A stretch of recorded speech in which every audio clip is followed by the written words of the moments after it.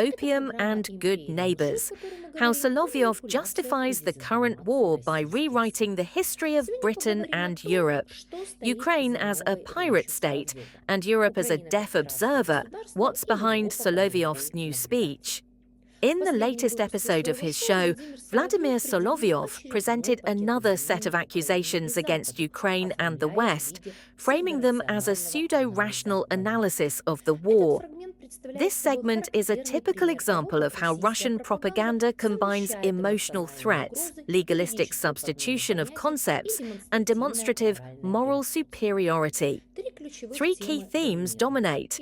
1. Declaring Ukraine a pirate state.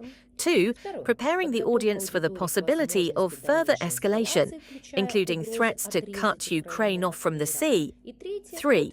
Asserting the complete collapse of the Ukrainian armed forces and morale. 1. Blaming Ukraine for all attacks. A shift to the image of pirates, Solovyov begins with a sequential list of incidents: strikes on tankers near Turkey, the bombing of gas pipelines, attacks on Russian infrastructure. In all episodes, he asserts that Ukraine is the prime suspect without evidence, specifics, or references to investigations. The key point is the rhetorical shift to the concept of piracy. When Putin, in the quoted section, states that attacks by the Ukrainian armed forces on ships in the economic zones of third countries are piracy, this serves two purposes: legal substitution, equating military actions, including those recognized by Russia as war, with criminal terminology; moral substitution, presenting Ukraine as an entity outside of civilization, which will make future punishments easier to accept. Against this backdrop, the most radical option is introduced: cutting Ukraine off from the sea, that is, depriving the state of access to maritime trade as a form of collective punishment. This is no longer an analyst's commentary, it's a stated political intent, albeit under the guise of "we're just discussing it." And let no one else shout, "We didn't start this." Let them remember who started it and how it will all end. And we will give those who have ears the opportunity to hear very clear and understandable messages from Vladimir Vladimirovich Putin.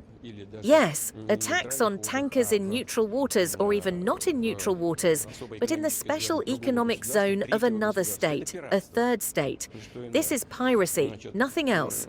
So they, the Ukrainian armed forces, previously tried to strike our seaports. We responded. We didn't initiate these operations. With these same strikes, they claimed they were much more effective and powerful. And this primarily concerned those vessels, ships that delivered military property, equipment, and ammunition to Ukraine. And we hit exactly where we wanted, as evidenced by the secondary explosions we observed through aerial reconnaissance. 2. Normalizing the threat of further escalation. Solovyov carefully translates Putin's quotes into the rhetoric of retaliatory measures. Critically, the following are proposed as a response: strikes on ports and ships, expanding the range of targets, actions against the vessels of countries that help Ukraine. In other words, threats are being made to attack the vessels of third countries, which, under international law, directly goes beyond the Russia-Ukraine conflict. At the same time, responsibility is shifted. We didn't start it. Let them remember who brought it to this. This is the classic logic of justifying future violence. 3. The thesis of Ukraine's inevitable collapse. The second part of the fragment is an extended monologue by a guest military commentator built around three assertions. 1. Ukraine is losing its ability to organize its defense. 2. Its reserves, equipment, and air defenses are running low. 3. Troop morale is devastated. These theses are presented as objective military analysis, but each one is couched solely in emotional statements and hypotheses. No data, maps, reports, or references to international studies are provided. However, a conclusion is reached that is crucial to the propaganda narrative. Any defeat for Ukraine is not a consequence of Russia's actions, but the result of corruption, the stupidity of commanders, and the inability to control troops. This justifies the current cost of the war, the potential escalation, and the moral legitimacy of the Russian army's actions. 4. Demonization of the Ukrainian leadership. Almost every section of the fragment is accompanied by personal insults to Zelensky. This is no accident.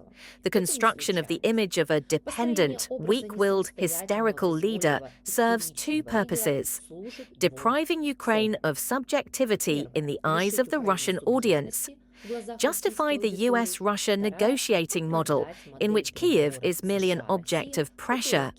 At the same time, the idea is being developed that Europe doesn't want to see the truth, finances corrupt officials, and is complicit.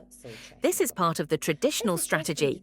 Any apparent factual discrepancy is explained by a global conspiracy. Think, analyze, draw conclusions, and don't be fooled. This was the program Empire of Lies.